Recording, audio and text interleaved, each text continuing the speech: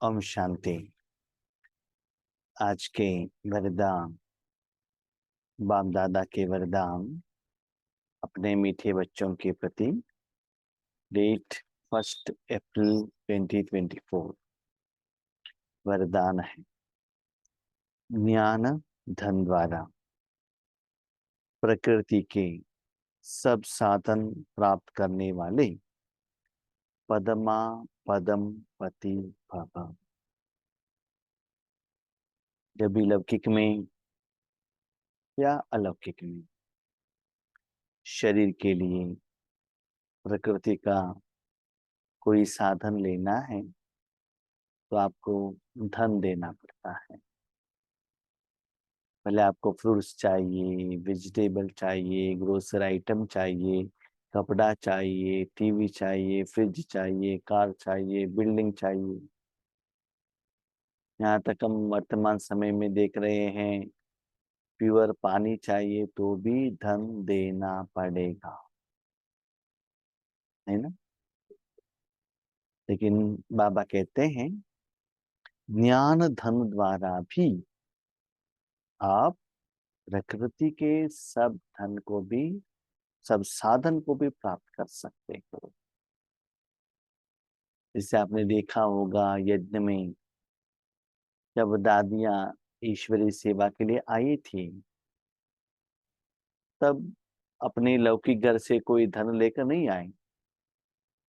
यहाँ आने के बाद भी बाबा ने उन बच्चों को बोर्डिंग स्कूल में पढ़ाया, खुद यज्ञ में ही। लेकिन दादियां कहाँ भी जॉब करने के लिए, धन कमाने के लिए नहीं गई, लेकिन उनके पास सारे साधन था। सेवा के लिए फ्लाइट में घूमती थी, कार में घूमते थे, हर जगह पर उनको सर्वेंट्स रहते थे। तो दुनिया का जो भी साधन है, सारी साधन दादियों को मिला। तो किस आधार पर? बाबा कहते हैं, ज्ञान धन। यह ज्ञान धन माना ऐसा नहीं आप किसी को ज्ञान सुनाओ। पहले ज्ञान भी सुना सकते हो, लेकिन बाबा की याद में उससे भी इम्पोर्टेंट है ज्ञान माना समझ। परमात्मा में जो जायदाद है, शक्तियां हैं, विशेषता है, वर्षा है,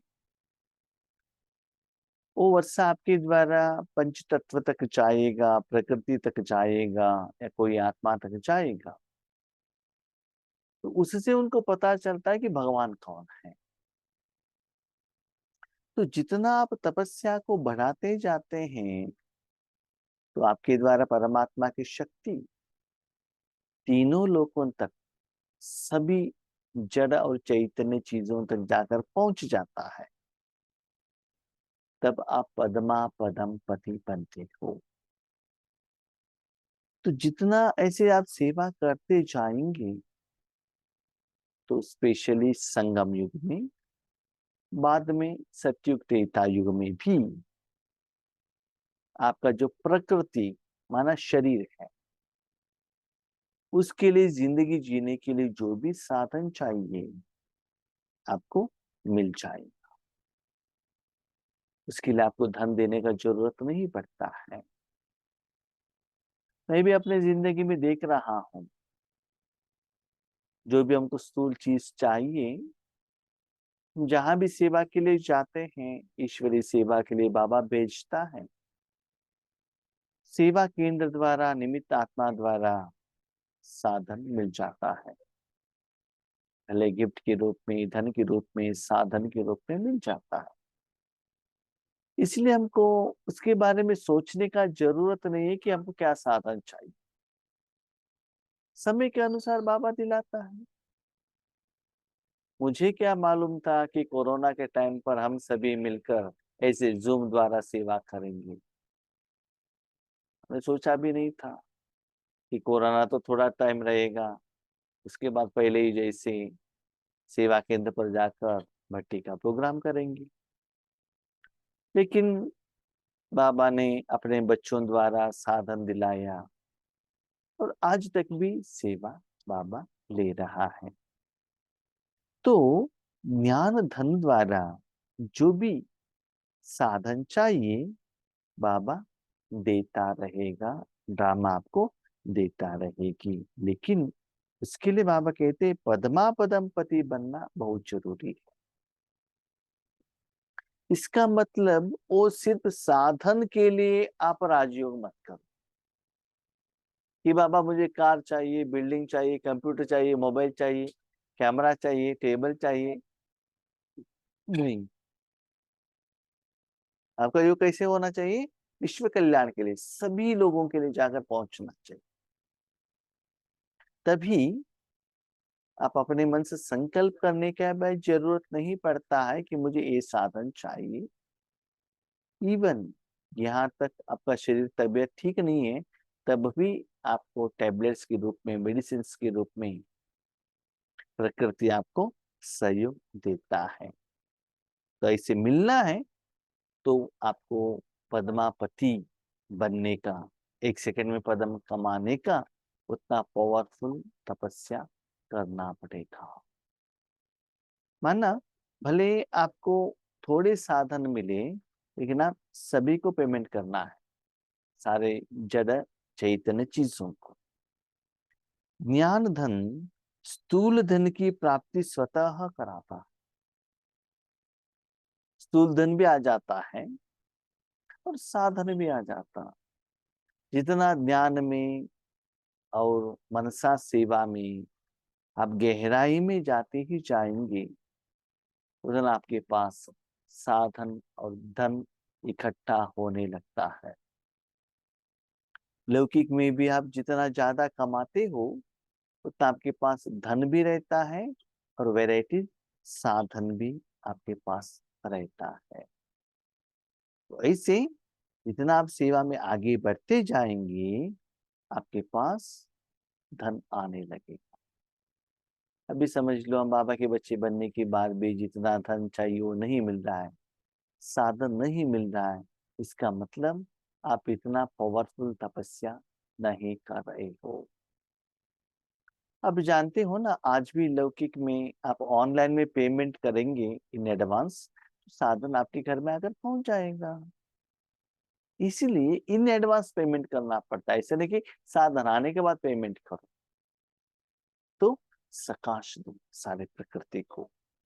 जहां ज्ञान धन है वहां प्रकृति स्वतः दासी बन जाती है। आपके पास जितना शक्तियों का धन है, प्रकृति आपके पास आएगी सेवाधारी के रूप में, सर्वेंट के रूप में, आपके आगे सेवा करने के लिए दासी बनकर सदा जी हुजूर करके खड़ी रहेगी।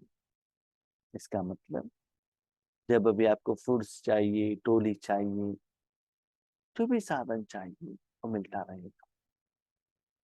ज्ञान धन से प्रकृति की सब साधन स्वतः प्राप्त हो जाते हैं। इवन जन भी मिल जाते हैं आपको।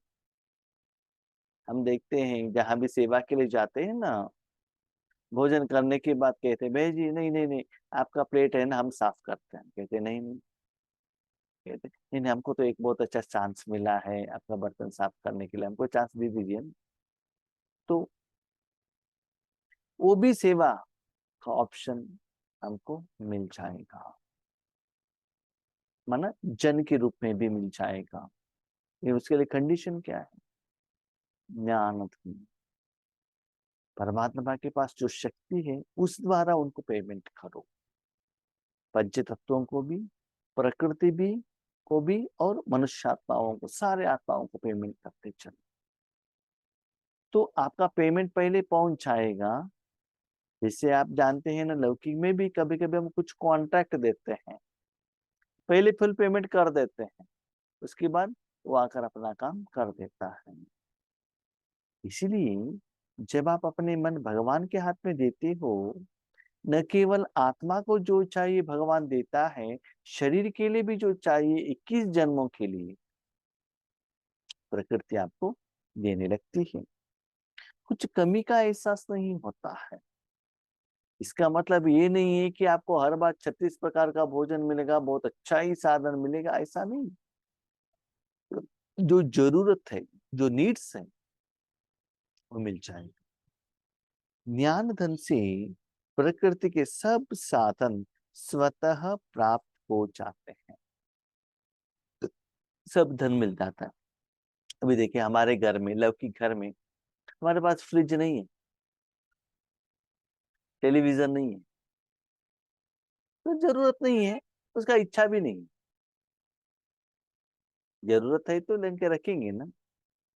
हाँ, कार नहीं है, जरूरत नहीं है, जितना जरूरत है बाबा ने दे दिया है, उससे हम खुश हैं। सब मिलता है, इसका मतलब हर कर्म करने के लिए जितना जरूरत है वो आपको मिल जाएगा। इसलिए ज्ञान धन सब धन का राजा है। देखो, स्थूल धन द्वारा आप हेल्थ को खरीद नहीं सकते हो, स्थूल धन द्वारा आप खुशी को ले नहीं सकते हो, है ना। लेकिन ज्ञान धन द्वारा वो सब भी मिलेगा ना। तो राजयोग द्वारा सिर्फ आत्मा को जो सप्त गुण है वो नहीं, शरीर के लिए भी जो चाहिए वो मिल जाएगा। और आपके द्वारा जो ईश्वरीय सेवा होती है, वो सेवा के फल स्वरूप वो प्रकृति भी आपके सामने आएगी, आपको सेवा करने के लिए। तो हर रोज आप इतना पावरफुल तपस्या कर रहे हैं, बाबा ने कहा पदमा पदम पति उतना करना है। जहां राजा है वह सर्व पदार्थ स्वतः प्राप्त होते हैं। राजा के पास नौकर रहते हैं, बहुत अच्छे कपड़े रहते हैं, गहने रहते हैं। जब वो डाइनिंग टेबल पर बैठते हैं ना राजा, सारी वैरायटी फ्रूट वहां रखा जाता है। आज भी हम देखते हैं जब दादियों का स्मृति दिन रहता है तो कितना वैरायटी का भोजन बनाते हैं। जब बाबा साकार में आते हैं, आज 50 वैरायटी का बना, 108 वैरायटी का बना, कितना वैरायटी बनाते हैं। तो बनाए इसका मतलब सब कुछ खा लेंगे क्या? ऐसा नहीं है ना। ऑप्शन इज यूअर्स, आपको जो चाहिए आप ले सकते हो। तो उतना धनवान है, इसीलिए तो वो सेव आपको मिल जाएगा। यह ज्ञान धन ही पदमा पदम पति बनाने वाला है। मैं कोई भाई बहनों से सुनता था उन लोगों का अनुभव। जब दादियां बेंगलुरु में आती थी तो बड़े बड़े धनवान वाले है ना, वो कहते थे दादी जी को मेरे कार में बिठाओ, मेरे कार में बिठाओ, क्योंकि दादियों को वाइब्रेशन चाहिए। जब दादी आती तो नया कार भी खरीद लेते थे। और जो कार का ओनर है ना, वो खुद ड्राइविंग करते थे कि दादी के पास रहने से वाइब्रेशन मिलता है ना। और बहुत सारे लोग ऐसे वेजिटेबल फूड्स भी ला कर देते थे कि दादियों को खिलाओ। क्यों? उन्होंने उतना तपस्या की है। और ये भी देखा है, जब पता चलता था कि दादी आ रही है बेंगलुरु, तो कहाँ कहाँ से लोग आते थे, साधु सन्यासी लोग, पॉलिटिशियंस, फिल्म एक्टर्स। साधन में मिलता था, बड़े बड़े अधिकारी, पोस्ट वाले भी आते थे। किस आधार पर? वह आत्मा ने जहां बैठकर तपस्या की है, वो तपस्या का फल वो आत्मा ने लिया है। तो थैंक यू कहने के लिए उनके सामने आते थे। स्थूल में तो आपस में तो नहीं मिले, लेकिन सूक्ष्म में उन्होंने लिया है ना। तो संगम युग में जो तपस्या की है वो फल उन आत्माओं को मिला है, इसलिए थैंक यू कहने के लिए उस स्थूल में भी सामने आते हैं, है ना। तो ऐसे बाबा कहते हैं बच्चे संगम युग में चेक करो, आपके सामने ऐसे साधन मिल रहे हैं। यह ज्ञान धन ही पदमा पदमपति बनाने वाला है। स्थूल धन से आप करोड़पति बनेंगे, हम्म, अरब खरबपति बनेंगे, लेकिन ज्ञान धन द्वारा ही आप पदमा पदमपति बन सकते हैं। ना कमाई कर सकते हो आप। तो इसके आधार पर आपका 5000 साल का जिंदगी डिपेंड होता है। 63 जन्म आपने जिन आत्माओं से, पंच तत्वों से लोन लिया, वो भी क्लियर हो जाएगा। और 21 जन्मों के लिए जो जिंदगी जीने के लिए जरूरत है, वो भी आपके पास जमा हो जाएगा। तो उतना तपस्या कर रहे हो, परमार्थ और व्यवहार को स्वतः सिद्ध करता है। परम अर्थ, तो कमाई करने के लिए परमात्मा का जो शक्ति है, उसको यूज करके आप व्यवहार करते हो। इसके लिए लौकिक का कोई बिजनेस, शेयर बिजनेस या बैंक में इन्वेस्टमेंट करना और कोई जॉब करना, ये नहीं। परमात्मा का जो शक्ति है, उसको आज सारी दुनिया में भेजने के लिए निमित्त बनते हो, और उसके आधार पर आत्माएं आपको सेवा करने के लिए निमित्त बनते हैं। परमार्थ और व्यवहार को स्वतः सिद्ध करता है।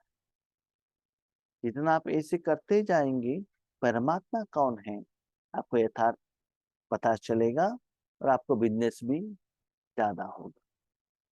अब जानते हैं ना, लौकिक में भी जब बिजनेस ज्यादा होता है, प्रॉफिट ज्यादा होता है, तो आप रेंटेड हाउस से ओन हाउस में आएंगे। थोड़ा बिजनेस ज्यादा हो गया, साइकिल से टू व्हीलर लेंगे, और भी थोड़ा ज्यादा हो गया तो फोर व्हीलर लेंगे, है ना। और भी थोड़ा ज्यादा हो गया तो घर में काम वालों को रखेंगे, झाड़ू लगाने के लिए, पोछा लगाने के लिए रखते हैं, है ना। क्यों? आपके पास धन है, आप पेमेंट कर सकते। तो ऐसे ही परमात्मा के शक्ति से आपके व्यवहार, वो बिजनेस द्वारा आप धनवान बनते जाएंगे। ज्ञान धन में इतनी शक्ति है जो अनेक जन्मों को के लिए राजाओं का राजा बना देती है। ये जो कमाई करते हो ना, सिर्फ कमाई तो एक ही जन्म, लेकिन उसका फल बहुत जन्म तक मिलेगा। लौकिक में देखो, एक एक साल में आपने जो डिग्री किया, तो सिर्फ वो एक ही जन्म के लिए काम पर आता है। अगले जन्म पर नया आपको ABCD सीखना ही पड़ेगा, डिग्री करना पड़ेगा, है ना। यहाँ एक जन्म में पढ़ाई पढ़ो, एक जन्म में कमाई करो। तो पदमा पदम पति बनेंगे तभी राजा बनेंगे। कम पद माना कम कमाई करेंगे तो दास दासिया बनेंगे। और बाबा के बच्चे बनने के बाद कुछ आपने गलत किया, चांडाल भी बन गए। फिर भी बाबा कहते चांडाल बना है तो भी वर्तमान समय का आत्माओं से भी बहुत खुश रहते हैं। तो बाबा ने एक मुरली में कहा था, तो त्रेता युग में अंत में आने वाला लास्ट आत्मा है ना, जो परम धाम से आता है, 33 करोड़ का लास्ट आत्मा जो देवता, आज वर्तमान समय में जिसको आप लिस्ट करते हो अरब करोड़पति ऑल ओवर द वर्ल्ड, उनसे भी धनवान रहता है, स्थूल से मन से। तो वो इतना धनवान रहता है, और राजा कितना धनवान रहता है, सोचो। हम क्या कर रहे हैं, ये ज्ञान धन के बदले स्थूल धन के पीछे भाग रहे हैं। हमको नया जमीन चाहिए, कपड़े चाहिए, गहने चाहिए, उसके पीछे भाग रहे हैं। तो बाबा कहते ये करने से वो ऑटोमेटिकली आपको मिल जाएगा। इसलिए ज्ञान धन का बिजनेस का स्लोगन, कल्प कल्प का विजयी हूँ, यह रूहानी नशा इमर्ज हो तो माया जीत बन जाएंगी। माया आएगी आपके सामने। जैसे कि लौकिक में भी एग्जाम आता है ना, एग्जाम आने से आप पास उसको लिखेंगे, क्वेश्चन को आंसर, तभी आप वो पास हो जाएंगे। इसी माया के ऊपर जय प्राप्त करना है, तो माया के पास जाने के पहले, कर्म क्षेत्र में आने के पहले, उनके साथ युद्ध करने के पहले ये संकल्प करो कि मैं कल्प कल्प इस माया के ऊपर विजय प्राप्त किया हूं। क्यों? मेरे साथ कौन है? भगवान है। पांडवों को कॉन्फिडेंस था कि इस युद्ध में हमारे परिवार वालों के साथ में युद्ध में हम विजयी बनेंगे। इस आधार पर उनके पास जो योग्यता था, कैपेबिलिटीज था, उसके आधार पर नहीं। हमारे साथ श्री कृष्ण जी हैं, इसके पहले छोटे मोटे कामों में हमने श्री कृष्ण जी को यूज किया तो वो सभी में हमको विजय मिला। इसी ही बाबा कहते हैं माया के ऊपर जय प्राप्त करना है तो पहले ये नशा रखो कि हर कल्प में मैं विजयी हूं, उसके आधार पर इस कल्प में भी मैं विजयी हो सकता हूँ, होता हूँ, गारंटी। और मैं ये नहीं आना चाहिए मुझे विजय मिलता है या नहीं मिलता है, नहीं मिला तो हमने जो एक्सपेक्ट किया उतना नहीं मिला तो करते रहेंगे, तोता ही बन जाए, है ना। अभी तक मैं विजयी हूँ, विजयी बना हूँ, भविष्य में भी जब तक हर कर्म में मैं बाबा के साथ में रहता हूँ, बाबा को साथ रखता हूँ, बाबा से श्रीमत लेता हूँ, तो जरूर मेरा विजय गारंटी। विजय मेरा जन्मसिद्ध अधिकार है। किस नशा के आधार पर? लौकिक में क्या होता है ना, कोई बहुत अच्छा पोस्ट में रहता है ना, समझ लो कोई पॉलिटिकल लीडर है, बहुत अच्छा फिल्म एक्टर है, वो समझते हैं मुझे कोई कुछ नहीं कर सकता है। और कोई कोई धनवान होता है वो भी कहते हैं मैं धन से सभी को खरीद कर सकता हूँ, इसे सोचते हैं। पुराने जमाने में ऐसे होता था, आज ऐसा नहीं हो रहा है। आप देख रहे हैं अच्छे अच्छे पोस्ट वाले भी, धनवान वाले भी आज जेल में जा रहे हैं ना। तो क्यों जाते हैं? इसका मतलब पोस्ट एंड पोजीशन, धन से आप सब कुछ साधन सुख खरीद नहीं सकते, लेकिन राजयोग द्वारा रूहानी नशा हमारे पास क्या है? तपस्या का शक्ति है, दुआओं का शक्ति है, ईश्वरीय सेवाओं का शक्ति है। ये हमारे साथ भगवान है। इस नशा से माया के ऊपर आप जय प्राप्त करते हैं। बहुत सारे लोग ये हमारे बाबा के बच्चों का अनुभव है, जब बाबा को कहकर कोई काम के लिए वो जाते हैं, वो कहते हैं जो असंभव होता है वो संभव हो गया।